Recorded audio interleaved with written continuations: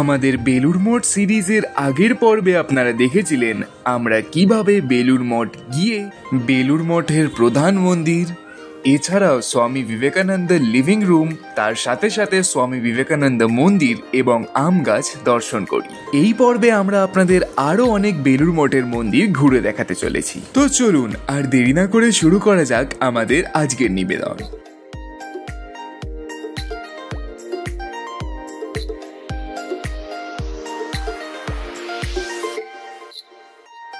ভারতের পশ্চিমবঙ্গ রাজ্যের হাওড়া শহরের বেলুড় অঞ্চলে হুগলি নদীর পশ্চিম পাড়ে অবস্থিত বেলুড় মঠ কলকাতা সন্নিহিত অঞ্চলের অন্যতম দ্রষ্টব্যস্থল। এই বেলুড় মঠ হল রামকৃষ্ণ পরমহংসের প্রধান শিষ্য স্বামী বিবেকানন্দ কর্তৃক প্রতিষ্ঠিত রামকৃষ্ণ মঠ ও মিশনের প্রধান কার্যালয়। আপনাদের আরও একটা কথা জানিয়ে রাখি, এই মন্দিরটি হিন্দু, ইসলামী, বৌদ্ধ ও খ্রিস্টান স্থাপত্যের নির্মাণে নির্মিত একটি গুরুত্বপূর্ণ স্থাপত্য নিদর্শন। তো আমরা কিন্তু এখন 7টি সাধুর সমাধিপীঠেতে দাঁড়িয়ে আছি। তো এটি খুব পবিত্র ভূমি মানা হয়, আর এখান থেকে গঙ্গাটা কিন্তু দেখা যাচ্ছে। আর এইদিকেই কিন্তু আমাদের জেটিঘাট। এখান থেকে যারা দক্ষিণেশ্বর যেতে চাও, জেটিঘাট কিন্তু ঠিক পিছনেই। বেরিয়ে 11 টাকা টিকিট কেটে লঞ্চে উঠে পড়ো, ওখানে গিয়ে টিকিট দেখাতে হবে। আর এখান থেকে কিন্তু সেই দক্ষিণেশ্বরের ব্রিজটা দেখা যাচ্ছে, আর ঠিক তার কোনাকুনি কিন্তু মন্দিরটাও কিন্তু ভিজিবল। তো এখান থেকে খুব সুন্দর লাগছে দেখতে।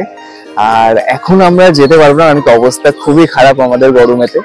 লঞ্চে করে যেতে 30 মিনিট লাগে।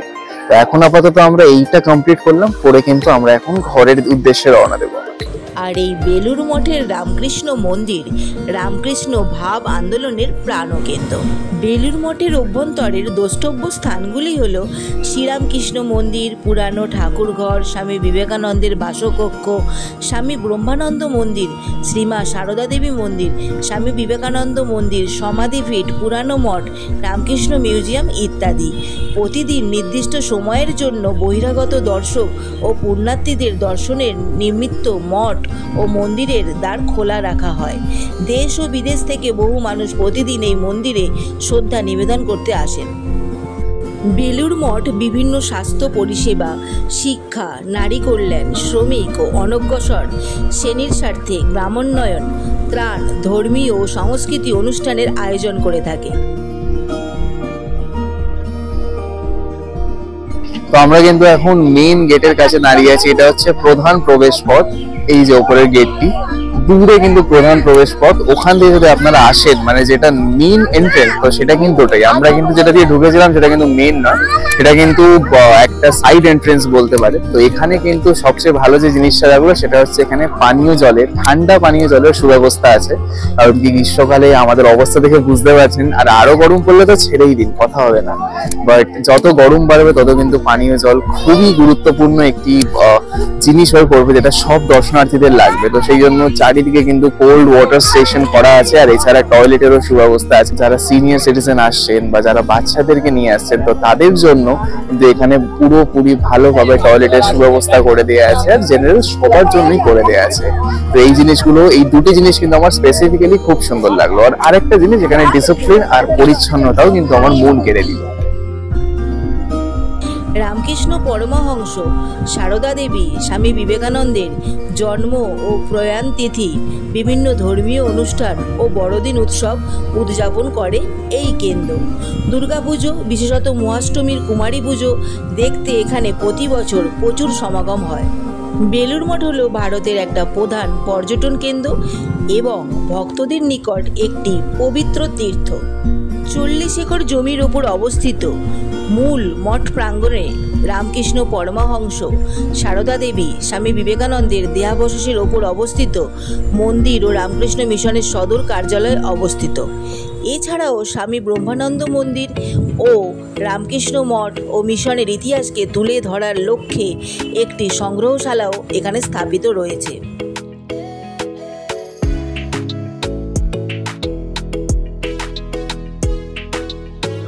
তো এখন বাজে কিন্তু বিকেল 5:30। তো এখন বিকেল 5:30 বেজে গেছে, আমাদের বেলুড় মঠ দর্শন হয়ে গেছে। আমরা এখন বেলুড় মঠ থেকে বেরিয়ে যাব ঘরের উদ্দেশ্যে। আমরা কিন্তু এখান থেকে ঠিক ওলা ধরেই কিন্তু বাড়ির উদ্দেশ্যে রওনা দেব। পাখিদের কলরবে মুখরিত এখন বেলুড় মঠ। আমরা কিন্তু এখন বেলুড় মঠ থেকে রওনা দিচ্ছি আবার আমাদের ঘরের উদ্দেশ্যে। এই বেলুড় মঠ ভ্রমণটা কিন্তু সত্যি অভূতপূর্ব ছিল। মানে আমাদের প্ল্যান ছিল না এই জিনিসটা, বাট আনপ্ল্যান্ড ম্যানারেতে এত সুন্দর যে জিনিসটা হয়েছে আমরা ভাবতে পারিনি। বেলুড় মঠের সমস্ত তথ্য, কখন মন্দির খোলে, কি কি মন্দির আছে এখানে, সমস্ত ম্যাপ কিন্তু আমরা অলরেডি দিয়ে দিয়েছি আপনাদেরকে। এই ভিডিওর শেষেও আপনারা পেয়ে যাবেন, ডেসক্রিপশন বক্সে ইনফরমেশন আছে, সব মোটামুটি ইনফরমেশন। বেলুড় মঠে আসার জন্য কি কি লাগবে সবকিছু আপনাদেরকে বলে দিয়েছি। কিরকম আপনারা স্টেশন থেকে আসতে পারেন, কি ট্রেন ধরে আসতে পারেন, সব ইনফরমেশন কিন্তু এই ভিডিওটিতে আছে। ভালো করে ভিডিওটি দেখবেন আর স্কিপ একদম করবেন না, তাহলে কিন্তু ইনফরমেশন মিস হয়ে যেতে পারে আর আপনারা মিসগাইড হতে পারেন। তো যাই হোক, এখানেই আমাদের এই ভিডিওর ইতি টানলাম। দেখা হবে আবার পরবর্তী ভিডিওতে কোনো এক নতুন ব্লগে। Till then, stay safe, keep smiling and keep traveling. Tata.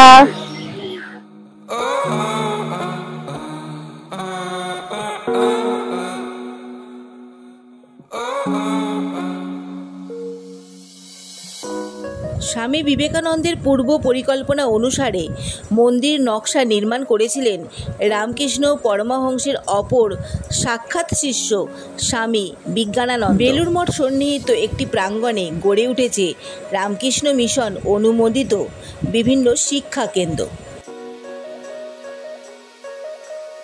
এরপর আমরা বেলুড় মঠের বাইরে থেকে একটু আলু কাবলি আর পাপড়ি চাট খেয়েই কিন্তু রওনা দিলাম আমাদের ঘরের উদ্দেশ্যে। ফেরার পথে আমাদের গাড়ি যেই ব্রিজের ওপরে উঠলো, সেই কিন্তু ঝলমলে দক্ষিণেশ্বর মন্দিরেরও দর্শন মিলল আমাদের। আর এই হলো দক্ষিণেশ্বরের স্কাই ওয়াক।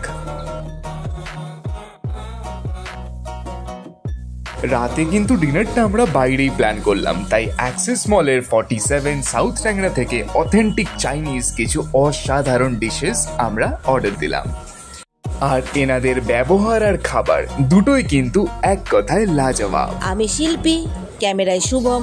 আমাদের ব্লগ শিল্পী শুভম ব্লগের হাত ধরে আপনারা আমাদের সাথে বেলুড় মঠ ঘুরে দেখুন। তবে দর্শকদের উদ্দেশ্যে একটা কথা বলতে পারি, এই বেলুড় মঠ পর্যটন কেন্দ্র ও পবিত্র তীর্থ শুধু শিল্পীর চোখ দিয়ে দেখলে হবে না, আপনারা আসুন এবং নিজের চোখ দিয়ে উপভোগ করুন। আশা করছি আপনাদের জায়গাটি ভালো লাগবে।